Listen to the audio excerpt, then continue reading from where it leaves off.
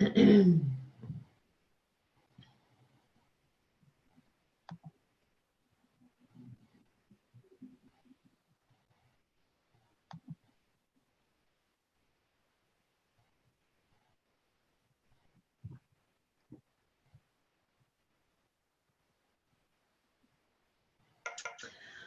right, everyone.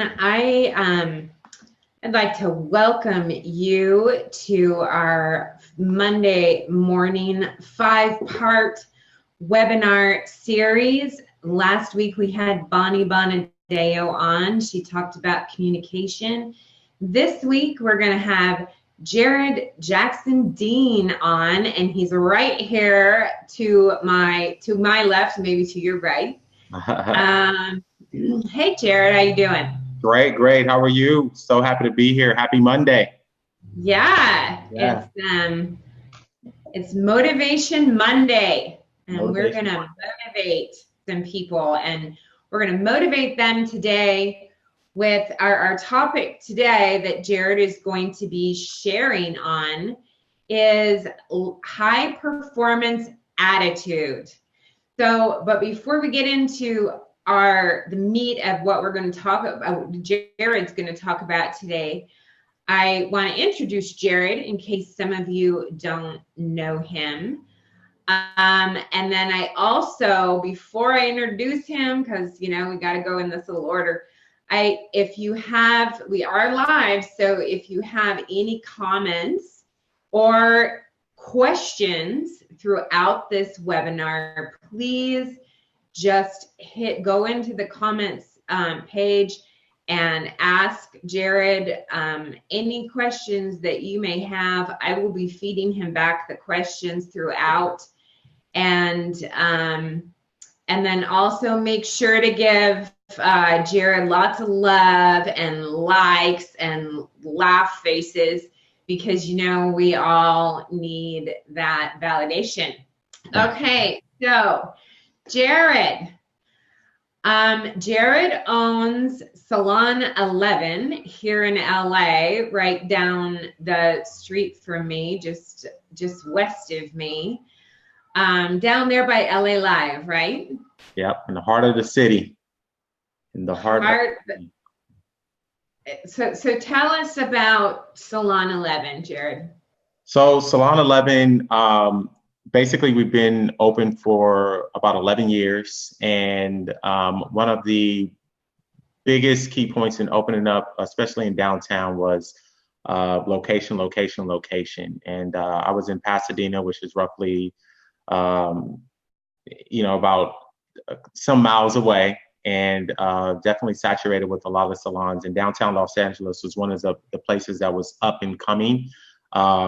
And when I say up and coming, it basically like more Starbucks was basically like heading down that way. And they were building, the Staples Center was already there. That's the hub of like a lot of the sports, hockey, basketball, all that good stuff. And AEG, which is a major brand, was building a project called LA Live. So with my real estate guy, he kept telling me about downtown LA. It was kind of sketchy down there. A lot of not so good stuff that was happening in downtown LA. But after going down there, doing some research, I decided to create a salon down there. And one of the biggest key points of opening up Salon 11 was about hospitality, and being able to engage with our clients on a totally different level. And it's one of the key points that I've learned from companies like the Ritz-Carlton.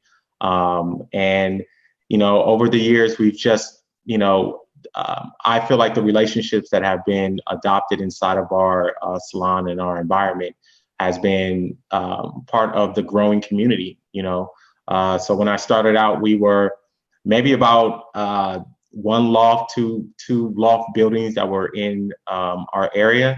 And now there's, I believe, if I'm not mistaken, almost 20. And they're expecting another 5,000 plus residents that are going to be moving in within the next 12 to 18 months. Wow. So so that's been great. I had a salon inside of the Ritz-Carlton that was for about 5 or 6 years. We just ended that partnership, but that was a great way for Salon 11 to continue to put a stamp into the downtown community, which is, been great. So I'm really, our salon is all about relationship building and connecting with our clients. We love doing hair, but so that's the primary agenda. Yeah. Well, cool. So now you got into coaching primarily hairstylists, correct? Or do you coach salon owners as well? Where is your focus in your coaching business? So I really go, it's primarily for the hairstylists. I've worked with salon owners, and a lot of the times when I've worked with salon owners in the past, I would say about 70 to 80% of the conversation really was about the hairstylist, and it was less about, from a financial standpoint, like their business. So we had a lot of conversations that were really geared into trying to find the right hairstylist for their salon, dealing with major issues with hairstylists. So I started focusing a lot on going to cosmetology schools, really getting into the core of the cosmetology student, and hairstylists, and finding out exactly what were the major issues in that. So a lot of my coaching that I do, I like to say mentoring, is for hairstylists that are looking to just make a major impact inside of a salon. So whether they're independent, whether they're commissioned working inside of a salon, whether they're working at the salon suites, just helping them to make it like a major impact in their business.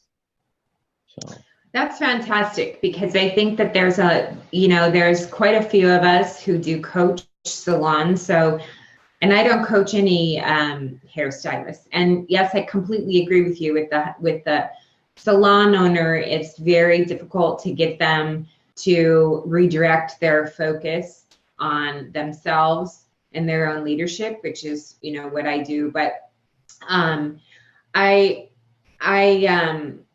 so I met Jared. Today we're going to be talking about high performance attitude, or Jared's going to be talking about high performance attitude, and he's going to be talking about 7 specific building blocks to high performance attitude. And I think it's great that Jared took this in this master share that Bonnie Bonadeo, Oscar Valencia, myself, and Jared are doing.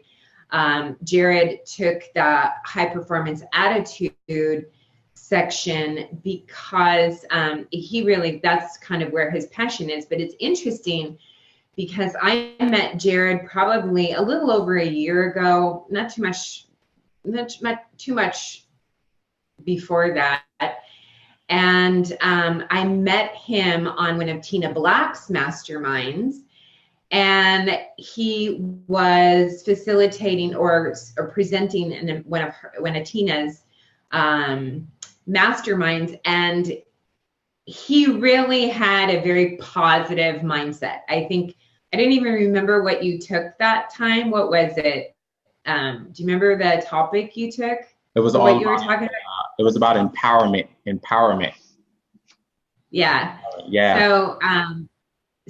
But what I got, and it's funny because personally I've never met you, Jared, but yeah. We've talked a few times on the phone and a few Zooms and stuff, but it's amazing because even though I've never met you, Jared, I definitely get that your attitude and your I get that. I get that from your posts. I get that from your vibe, even just being on these airways here. Yeah. That you're really about high performance, and you're really about positive attitude, and you're sort of, like that. I don't know. There's almost, I don't want to use Tony Robbins, but like that woo guy, So let's get into the meat of what we're going to do. Oh, I wanted to also say, Jared, you have a podcast. Yes. And so do you want to tell us about the podcast? Yes, which I want to have you on sooner than later. But the podcast is called The Number One Podcast for Stylist Success. It's on iTunes. I've had it for just over a year and a half, give or take, almost going on 2 years. And that was actually birthed because of, as salon owners, we do so many interviews. And it's insane how many resumes we see, and just how many people are actually, for one, looking for a job, looking for the right job. But the purpose of the podcast was specifically to put something together where I interview people who have been in the industry for a collective amount of time, are people who are new to the industry, who have sort of broken through and found themselves along the way and created success because of that. So the podcast is really about, sharing their story and coming up with some major key points on what they've done to actually be able to go through those breakthroughs. So I have a little bit of mix of, me just being on there where I talk about topics like emotional intelligence, which is a huge one, going through some negativity, some doubts and stuff like that, which we all naturally experience. And then on the flip side of that, I go through and I have one-on-ones, So I've had people from Gina Boyle, from Aubrey Lutz to Wayne Clayball, from Paul Mitchell, on that podcast, and interviewing them has been, it's a combination of just inspiration, motivation, and some really active tools that hairstylists can walk away with and say, you know what, I can do this, I can make this happen. I'm not the only one that's in this that has, gone through certain problems in the business, and sometimes I feel like a lot of people do feel like they're alone in it, and that's not the case. It's just simply not the case. So it's on iTunes. I need to get a little bit more people on my roster on there, but I have some great interviews on there. Yeah. I've watched a couple of them, and they're not super long. I mean, some podcasts get, super long.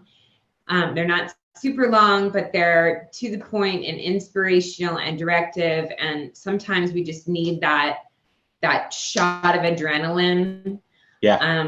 Like you said, to connect and hear people's stories. I think that is the power, people's story and how they walked through difficulties, and found success. That's the power in some of our legend stories. And I would love if, that series that Vivian McKinder does, or she did a series. Do you remember what it's called, Jared? I'm not thinking right now. Yeah, Vivian, I literally just talked to her last week. We're talking about doing something together. Oh, cool. I can't remember it. I literally. Yeah, if somebody remembers what it is, please comment, because I can't think of it right now. But Vivian does a great job in that series that she did, in telling this story, the story of the hairdresser, and I think that's the inspiring piece that connects people to those icons and to those legends. So, all right, we're going to get into our deal today. I'm going to turn it over to Jared. Jared, do you have a presentation, PowerPoint you want to share? Are you just going to chat it up here? Yeah, what's interesting is I was sitting down with a few of my colleagues and we were going back and forth. I have a full-on PowerPoint presentation that's out of control, but I wanted to do something a little bit different. Definitely just go in and be a little bit more personable with, not that PowerPoint presentation is not personal, but just really cut out the fat, because I know that this is one of the things that a very important topic for a lot of people in our business and our industry. So yeah, raw, uncut, no PowerPoint. All right. So it's all you, and I'm just gonna kick back and listen. While you start talking, I'm gonna man the comments over here and manage everything that's going on online, and it's all yours. Take one. All right. Sure. Jackson Dean live on the 7 building blocks to high performance attitude. Woo! Right. Let's rock and roll. Let's rock and roll. Thank you so much, Kim. First and foremost, I really want to thank you, Kim, for allowing me to be on your master share. I think that this is definitely one of the most important things in our industry is just the power of collaboration. Gary Vee talks about it. When Clayball talks about it, Paul Mitchell talks about it. I mean, it's one of those things that collaboration is important. And when you collectively put your heads together to create solutions or helping to create solutions for individuals, it becomes something magical, something that's amazing. So thank you, Kim, for having me on board. All right, let's rock and roll.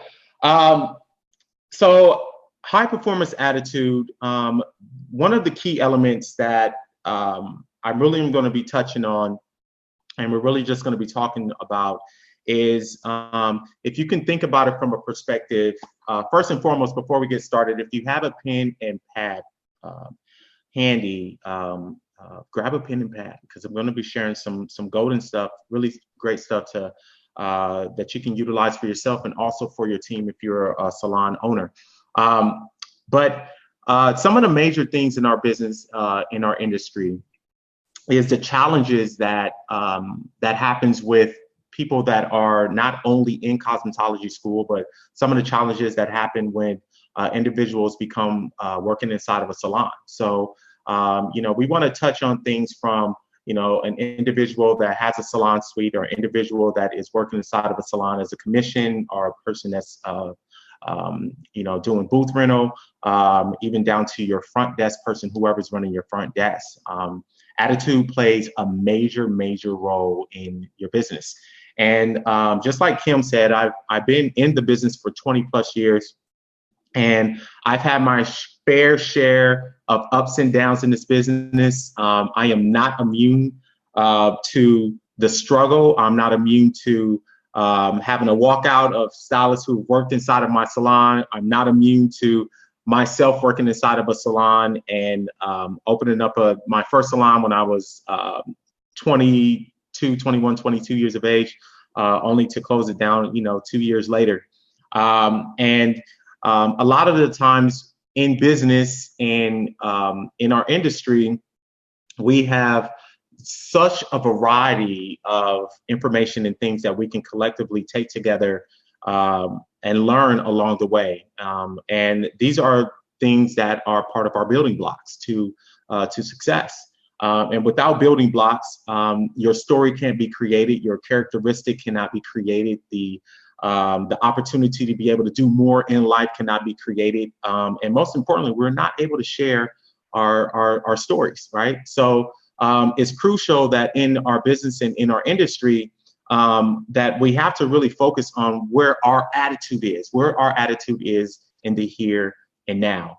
And some of the things that sort of stop us in creating the level of success that we want with ourselves is not, I hate to use the word, there's a right attitude and there is a bad attitude, or, that when a person is toxic or a person is negative, that they necessarily are that way, that they're just, they've kind of honed down on it.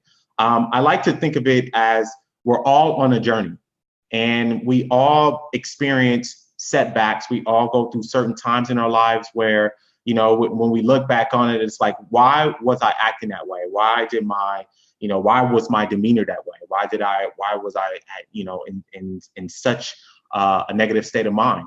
And it's because we're human. We're designed and created to defend ourselves, defend our emotions, defend certain things in our lives, when we're trying to protect what we feel that we value the most. And our attitude is not just, compassed in our own personal lives, but it's also in the way that we also react in the world of business, dealing with colleagues, dealing with salon owners, dealing with managers, dealing with teachers, dealing with our clients. Our attitude plays a major role. So what I'm going to do before we jump into the 7 building blocks, we're going to talk about some of the terminology and some of the things that I constantly and consistently hear from individuals that are working inside of salons. Now, what's funny to me, or I shouldn't say funny, it's not funny, but what I should say is what is interesting to me is that people don't realize that the terminology and how they speak about themselves or about the salon that they're working in, that is actually one of the most things that is actually one of the things that is suppressing them on being able to create amazement, the dialogue, the things that are physically coming out of their mouth. So some of the things that I hear, which are the choice of words, are it's really hard to build up a clientele. I'm struggling with trying to find the right salon. I hear, I don't want to fail. I don't want to fail constantly. I just want to do better. I don't want to fail. Another thing that I hear constantly is, if a person, if I ask a question, I ran a survey. There's a lot of I don't knows. I don't know what to do. I really don't know where to find the right salon.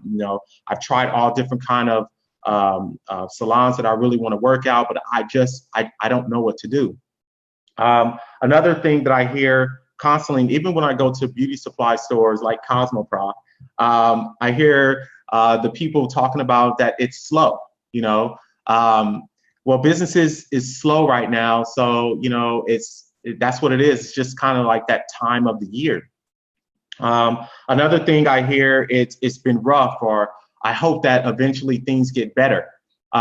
This kind of content, this kind of dialogue, this kind of communication is what it does is it internalizes some way, shape, form, or fashion that you don't have the solution to create. You don't have the solution to do something that is absolutely amazing for yourself, right? So when you think about a high performance attitude, I'm going to give you an example of my son, who is 6 years of age.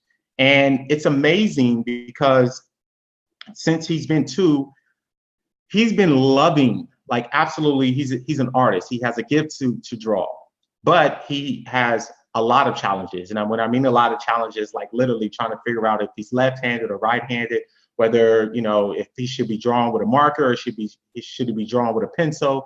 Some of the things that I see in him when he's drawing is he gets frustrated. He gets mad. He's trying to figure out how to draw a picture, and it's not coming out the way that he imagined in his head, and he gets angry and mad. And a lot of the times I hear him say, I just don't know how to do it. I just don't know how to do it. And I will literally respond immediately, yes, you do. Yes, you do know how to do it. And what I'm training him is that the dialogue and what he's speaking into itself is the reality of what will soon manifest for himself, right? So yesterday we were at this place called LACMA. It was an art museum, and he's sitting there and he's looking at all the other kids draw. And about 30 minutes in, I'm like, tapped him on the shoulder. I'm like, Jackson, I'm like, are you going to draw anything? He's like, yes, Dad, I'm thinking. And one of the counselors came over and she's like, oh, he doesn't want to draw. And I'm like, you know what? He's coming up with something, right? And as he sits there and he starts to put the pen to the paper, I can see his head spinning. and him reminding himself that I can do this, I can do this, I can do this. And he started to create this masterpiece of this artwork. I'm going to pull it out so you can see it. And what is amazing is that I started to see confidence come from it. I started to see the excitement, the passion come alive. And he kept saying, Daddy, look, Daddy, look, I'm doing it, I'm doing it, I'm doing it. I'm like, yeah, great job, Jackson. You keep going. And the most amazing part of it is that I know that that's part of his building block. Maybe 10 years from now, he's going to be even more, or maybe he is going to be an amazing artist. But we're going to go back to when this particular time when he thought that he wasn't amazing at doing anything, or amazing at actually drawing. So a lot of these words and a lot of the things in the dialogues that we speak actually work against us. And so when we talk about developing a high performance attitude, it is really about getting out of your way to success. Elbert Hubbard said, the greatest mistake you can make in life is to continually fear that you will make one, to continually and consistently feel that you will make a mistake, right? So as you're developing on becoming better in your craft, as you're developing your staff to become better at what they are doing, they have to constantly keep thinking in a very, very high performance state of mind. Okay, so a lot of people that come to us that want to work inside of our salons, or a lot of stylists that are looking to create amazement for themselves, they stop at fear, they stop at doubt, they stop at negativity, they stop at hardships, they stop at struggle. And what does a high performer actually